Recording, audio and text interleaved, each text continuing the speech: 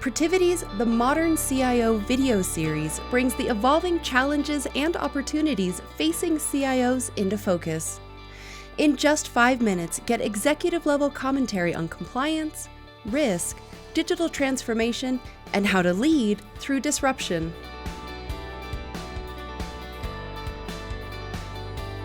The signals of success. Well, the early signs that it's working, I think, are when people start using the same terms in the meetings. Priorities and terms shift, I think, to what the agenda really looks like. I think you see middle management lean in without being pushed. And then also, I think that you see, it's working when risk or ops start using the same vocabulary. It's not just jargon, they're actually living it at that point. I think the red flags would be, it's probably, silence from middle management or budget is quietly reallocated. I think you see a lot of nods, but no energy.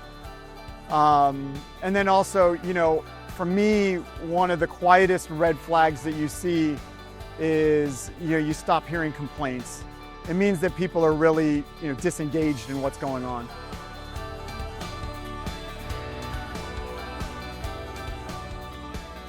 How do you bring people along? I think it's trust and relationships. Transformation runs on sort of the informal influence. You need to trust the people in the room.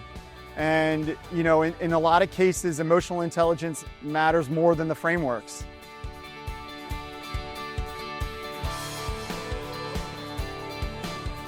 I think they assume that alignment is understanding.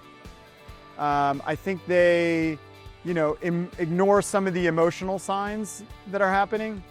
And I think a lot of times they confuse consent with commitment.